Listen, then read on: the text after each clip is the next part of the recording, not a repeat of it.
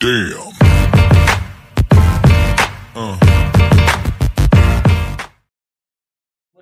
আচ্ছা, মানে আমরা এখন একটা নতুন টপিক দেখি। আমরা এখন প্যারালালে আগাবো, যে প্রজেক্ট প্ল্যানিং, তারপর হাইড্রোলজি, কিছু ম্যাথ কোশ্চেন সলভ করা ছিল, আর ওইটা শেষ করব হাইড্রোলজি। তারপরে আমরা ওই স্ট্রাকচারও শুরু করব সামনে। তো একটু প্যারালালে আগাই, প্যারালালে আগাইলে আসলে আমাদের সেমিস্টারগুলা যারা আমরা দেখতেছি তাদের জন্য ভালো হবে আর কি, সেমিস্টার চলাকালীন সময় যারা দেখতেছি। যাই হোক, আমরা একটু প্রজেক্ট প্ল্যানিং আসি। প্রজেক্ট প্ল্যানিং আসলে পুরাটাই মানে এই চ্যাপ্টারটা টাইম ভ্যালু অফ মানি। হ্যাঁ, তো আমাদের হলো মানে টাইম ভ্যালু অফ মানি, এই চ্যাপ্টারটা খুবই ইজি, বাট বিষয়গুলো একটু বুঝতে হবে আর কি, একটু বোঝার বিষয় আছে। তো যাই হোক, আমরা টাইম ভ্যালু অফ মানির মধ্যে কিছু জিনিস আগে থেকে আমাদের জানতে হবে। ইনিশিয়ালি আমাদের কাছে দুইটা সূত্র মুখস্থ রাখলেই হয়, তিনটা সূত্র মুখস্থ রাখতে হয় টোটাল। পরে বাকিগুলো মুখস্থ না রাখলেও চলে আর কি। তো আমরা যেটা করব, আমরা টাইম ভ্যালু অফ মানিটা শুরু করব। টাইম ভ্যালু অফ মানিটা শুরু করার পরে সেটা ধরে আমরা সামনে যে ম্যাথগুলো আছে সেই ম্যাথগুলো সলভ করব প্রিভিয়াস ইয়ারের। আর সেই সাথে আমরা টাইম ভ্যালু অফ মানি নিয়ে আমাদের প্রিন্সিপাল স্যার, আব্বানি স্যার যেই শিটটা আছে সেই শিটটা সলভ করবো আর কি। তো যাই হোক, আমরা একটু আসি এখানের মধ্যে। এই যে কোশ্চেনটাতে আমাদের বলছে, খুবই সহজ একটা কোশ্চেন। এখানে বলছে an industrial engineer receives A bonus of $12,000, decided to invest the whole amount in the bank for 20 years at 8%।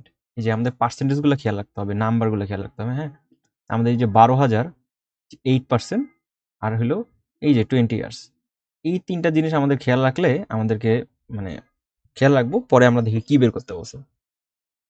8% per each year, প্রতি বছরে 8% করে আমাদের ইন্টারেস্ট দিবে।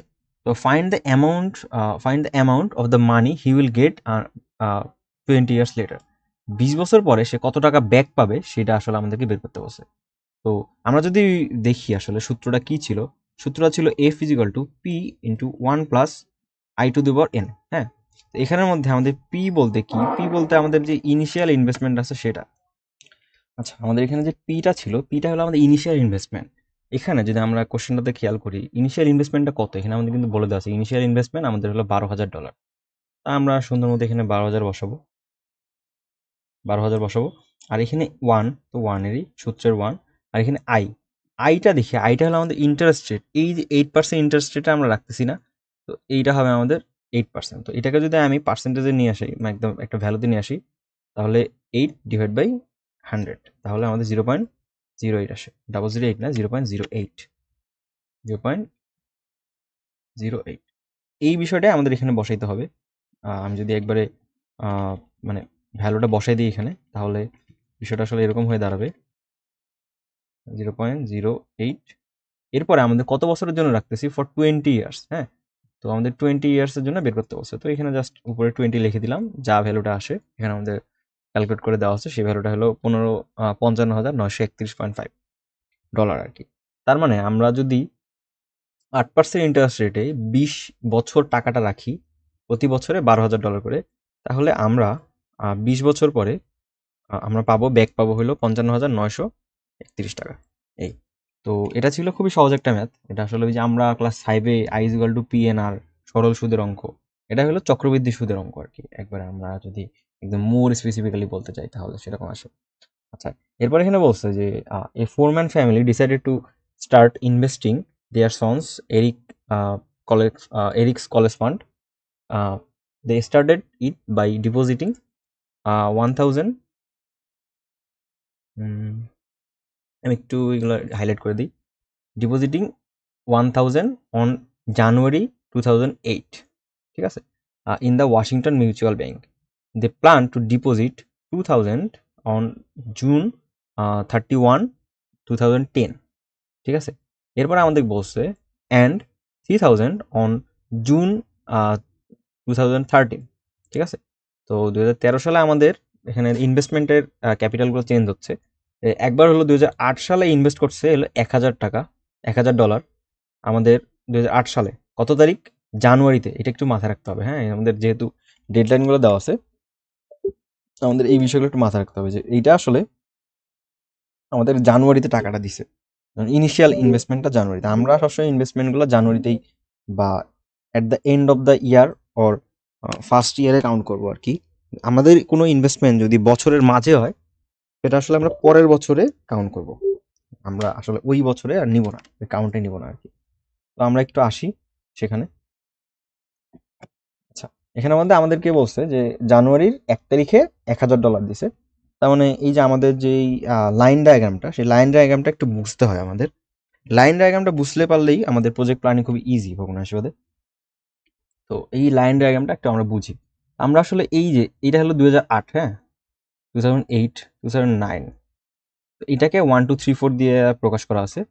9, 2010, 2011, 2012, 2013, 2014, আপাতত এই পর্যন্ত রাখি, এগুলো লাগবে না আমার, এগুলা লিখবো না। যাই হোক, আমাদেরকে বলছে যে হলো আমাদের ইনিশিয়ালি কত টাকা ইনভেস্ট করছে, 2008 সালের জানুয়ারির 1 তারিখে ইনভেস্ট করছে $1000, ঠিক আছে। তো আমি টাকাতেই বলতেছি, ডলারে যাচ্ছি না। তা আমাদের এইখানের মধ্যে 2008 সালে, যেহেতু আমাদের এখান থেকে শুরু করছি, 2008 সালে আমাদের ইনিশিয়াল ইনভেস্টমেন্টটা কত, সেটা হলো $1000। জানুয়ারির 1 তারিখ, এই যে জানুয়ারির 1 তারিখ, $1000 2008 সালে। আবার এরপরে আমাদের বলছে যে জুনের 31 তারিখ 2010 সালে। তার মানে এইটা যদি 2010 হয়, তাহলে 2010-এর জানুয়ারি হয়, জানুয়ারি পয়েন্ট হয়, তাহলে এইখানে কোথাও একটা জুনের পয়েন্ট হবে না? এই পয়েন্টটা, আচ্ছা, আমরা লাইন ডায়াগ্রামে প্রিন্সিপাল অ্যামাউন্টটাকে একটু নিচের দিকে প্রকাশ করি, আর হলো যেটা আমাদের ইনভেস্টমেন্ট বা ফিউচার অ্যামাউন্ট, সেটা হলো মানে ইনভেস্টমেন্টটা নিচের দিকে থাকে, আর আমরা যেটা আহ, লভ্যাংশ পাই আর কি, সেটাকে উপরের দিকে আমরা প্রকাশ করি আর কি। তো যাই হোক, আমরা এখানে এই যে জুনের 31 তারিখ আমাদের $2000 দিছিল আর কি। তো আমরা এখানে লিখে ফেললাম 2000, ঠিক আছে।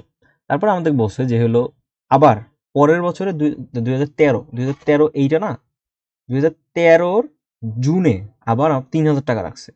2013-র জুনে এই যে আবার 3000 টাকা রাখছে, এখানের মধ্যে 3000। তো আমাদেরকে বলছে যে হলো how much the money he will get on January 2018 if the interest is taken at 8% per year। হ্যাঁ, তো আমাদেরকে বলছে যে যদি আয়ের ভ্যালু আমাদের 8% হয়, তাহলে আমাদের এই যে 10 বছর পরে, এই যে প্রথম 2008 সালে যে 1000 টাকা রাখলো, 10 সালের জুনে যে 2000 টাকা রাখলো, আর 13 সালের জুনে যে 3000 টাকা রাখলো, এই টোটাল সবগুলা মিলে আমাদের এই যে ইন্টারেস্টটা কত হবে, মানে ইন্টারেস্ট সহ যে আসল টাকাটা কত হবে, সেটা আমাদের বের করতে বলছে। তো আমরা খুবই সহজভাবে এটা হিসাব করতে পারি, খুবই মানে সহজ একটা ম্যাথ। তো এখানে আমাদের একটু আসি আমরা, যে আমরা যেটা করব, যে আমরা জানি কিন্তু যে F is equal to P plus 1 plus i⁴n, ঠিক আছে। তো আমাদের এখানে ইনিশিয়াল ইনভেস্টমেন্টটা কত, যদি 1000, এই 1000 অ্যামাউন্টটা কতদিন থাকবে ব্যাংকের মধ্যে, দেখি তো। 1 2 3 4 5 6 7 8 9 10, তার মানে 10 বছর থাকবে টাকাটা, তাই না, ব্যাংকে। তো আমাদের এখানের মধ্যে 1 প্লাস কত পার্সেন্ট ইন্টারেস্ট রেট, 8%, তাহলে 0.8, সরি 0.8 টু দি পাওয়ার কত বছর থাকবে, 10 বছর থাকবে। আমাদের এখানে 10 লিখলাম। এরপরে আমাদের এটার কাজ শেষ, মানে এই 1000 টাকার জন্য যে এটা ইন্টারেস্ট পাইছিলাম সেটা আমরা এখানে লিখে ফেলছি। তারপরে আমরা এই 2000টার জন্য বের করি, তাহলে 2000টার জন্য 2000, এই প্রিন্সিপাল অ্যামাউন্ট 2000, এইটার জন্য কত টাকা পাবো, দেখি তো। 2000 অ্যামাউন্টটা কততে থাকবে, কত বছর থাকবে। আচ্ছা, এইখানে একটু ক্যাচ আছে, যে আমাদের টাকাটা আমরা যে 2000টা বসাইছি, সেটা আসলে মানে আমাদের কোন বছর থেকে কাউন্ট করব, এটার একটা নিয়ম আছে। আমরা যদি কোনো বছরের মাঝে ইনভেস্ট করি, সেটাকে না আমরা ওই বছরের কাউন্টে নিব না, আমরা তার পরের বছরে ইনভেস্টমেন্ট হিসেবে দেখাবো। আমি এই যে নীল কালার যেটা দিয়ে দেখাচ্ছি, আমাদের ইনভেস্টমেন্ট করা হয়েছিল কিন্তু জুনে, হ্যাঁ, ইনিশিয়াল ইনভেস্টমেন্ট ছিল জুনে, কিন্তু আমরা সেটাকে টেনে জানুয়ারিতে নিয়ে গেছি, ঠিক আছে। জানুয়ারিতে নিয়ে গেছি কত সালের, 2011 সালের। ওকে, এটা কিন্তু একটু মাথায় রাখতে হবে। আমাদের ইনভেস্টমেন্ট যদিও আমরা করছি 2010-এর জুনে, তবে আমাদের হিসাব অনুযায়ী বা এই ম্যাথের হিসাব অনুযায়ী আমরা সেটা কাউন্ট করব 2011 সালের ইনভেস্টমেন্ট হিসেবে। ওকে, তার মানে 2010-এ যদি আমি নভেম্বরেও ইনভেস্ট করি, তাহলেও সেটা আমাদের 2011 সালের ইনভেস্টমেন্ট হিসেবে দেখাইতে হবে। তো যাই হোক, আমরা এই ম্যাথটাতে আসি। এখানে 1 প্লাস কত বছর থাকবে টাকাটা, দেখি তো। 1 2 3 4 5 6 7 বছর। তো এই যে 0.08 to the power 7, ঠিক আছে। তো এরপরে আবার সেম কাহিনী, আমরা এই যে 3000-এর জন্য বের করব। তো 3000-এর জন্য কিভাবে বের করব? এই যে 3000-এর জন্য 3000-এর ইনভেস্টমেন্টটা কত দেখাবো, এই যে 3000-এর ইনভেস্টমেন্টটা এখানে দেখাবো। ওকে, 3000টা এখানে থেকে আমরা, যেহেতু এটা জুনে ইনভেস্ট করা ছিল, এই যে আমি যদি দেখাই, এই যে জুনে ইনভেস্ট করা ছিল না, এই যে জুন, এই যে আবার জুন। তো এই জুনে ইনভেস্ট করার থাকার কারণে আমরা আসলে পরের বছরে সেটাকে দেখাবো। এটা ভ্যালু হবে 3000। তো 3000 পরে যেটা আসে 3000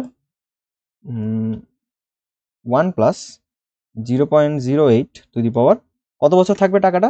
1 2 3 4, 4 বছর। তো আলটিমেটলি আমাদের যেই অ্যামাউন্টটা চলে আসে সেটা আমি একটু ডিরেক্টলি মানে উত্তরটা বসাই দিই। সেটা টাকাটা চলে আসে আমাদের হলো 9668.04। আমি যদি ক্যালকুলেট করি তাহলে 9668.04। তো এটা হলো আমাদের এই ম্যাথটার সলভ।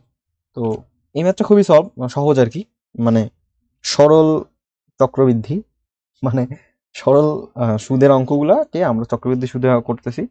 এটা ক্লাস 5-এর অঙ্ক। এরপরে আমরা জাস্ট ওই ইনভেস্টমেন্টের টাইমগুলোকে সময় দিব কিছুটা, এটা একটু এই জন্য আর কি আলাদা আর কি। তো যাই হোক, আমরা আজকে এই ম্যাথটা দেখলাম, এরপরে আমরা হচ্ছে একটু যেগুলো ইনভেস্টমেন্টের ম্যাথগুলো আছে সেগুলো দেখবো। আশা করি সবার ভালো লাগছে। ধন্যবাদ সকলকে ভিডিওটা দেখার জন্য। Damn.